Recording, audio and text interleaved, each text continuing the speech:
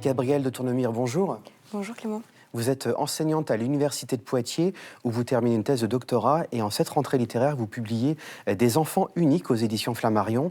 Vous racontez l'histoire d'Hector et Luz qui s'aiment depuis l'adolescence et à l'aube de l'âge adulte, ils veulent vivre ensemble, mais se heurtent à l'appréhension des uns et des autres en raison de leur handicap respectif. Dans votre roman, le surgissement du sentiment amoureux se révèle soudainement très subversif, comme si personne n'avait pu imaginer que deux personnes en situation de handicap puissent tomber amoureuses.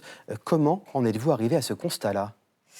Eh bien, tout est parti d'une expérience d'un an que j'ai faite en service civique à Bruxelles, il y a quelques années de ça, où j'habitais dans un foyer d'hébergement pour personnes en situation de handicap mental, donc des adultes.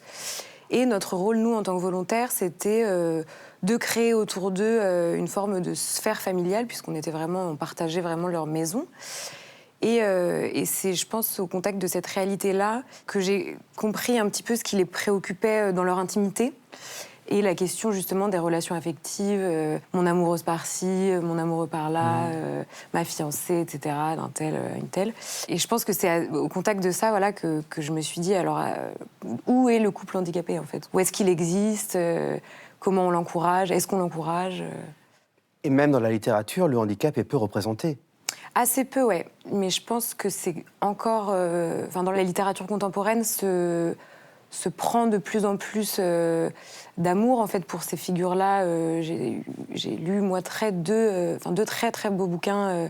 L'un de Alice Fernet, qui s'appelle Deux innocents, et le livre de Clara Dupont-Moreau, exceptionnel, qui s'appelle S'adapter, qui parle de handicap mental, physique, polyhandicap, et qui met aussi cette question de la fraternité ou de l'amour ou du désir au cœur de la fiction, et qui m'ont montré, je pense, qu'on pouvait écrire de la fiction sur ce sujet. Parce que dans votre roman, les obstacles ne cessent de s'accumuler pour vos deux amoureux. Tout à fait, mais ils sont au départ représentés beaucoup par le cadre familial.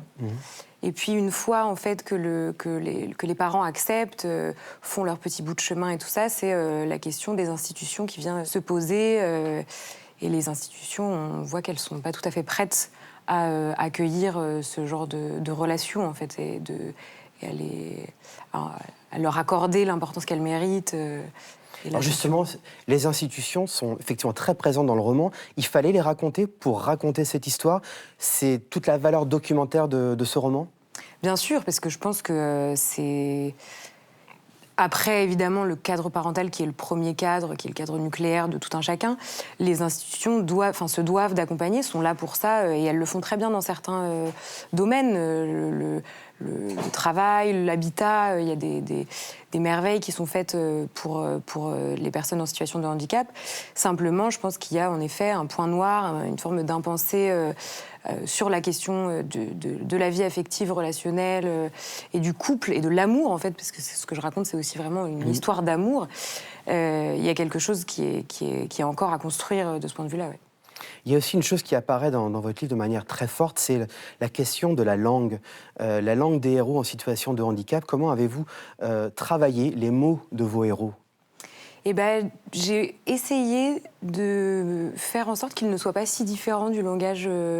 C'était plus la question de l'énonciation, de comment faire sortir ces paroles-là, puisque Hector a une manière de parler un peu atypique, un petit peu à lui, il réfléchit longtemps. Luz, elle a un petit problème d'élocution, elle a du mal à parler. Mais du coup, j'avais besoin quand même que toutes les voix s'harmonisent entre elles et qu'elles soient mises au même niveau, en fait. Et c'est aussi pour ça que j'ai fait le choix de ne pas dramatiser outre mesure les discours et de les insérer un petit peu au sein du récit pour, en fait, montrer qu'aucune n'a plus d'autorité qu'une autre, en fait. Alors, vous auriez pu choisir de faire un récit totalement documentaire, de non-fiction. Pourquoi, justement, avoir choisi la fiction ? Qu'est-ce qu'elle apporte de plus ? Eh bien, tout simplement, je n'avais pas d'exemple. Je n'avais pas d'histoire devant mes yeux, je ne pouvais témoigner de rien vu que je n'avais pas été, moi, témoin d'une de ces histoires. Et c'est vraiment, pour moi, ce roman, il est parti d'un point d'interrogation. Est-ce que ça peut exister ? Par quels obstacles un couple de 13-14 ans, adolescent, etc., va passer sur le chemin, justement, pour devenir adulte ? Par quels obstacles ils vont passer ? Et par qui, plutôt, et par quoi ces obstacles-là vont pouvoir être dépassés et vont pouvoir... quelles aides vont être nécessaires pour faire aboutir en fait cette histoire d'amour, pour que ces deux personnages soient reconnus par la société comme couple en fait.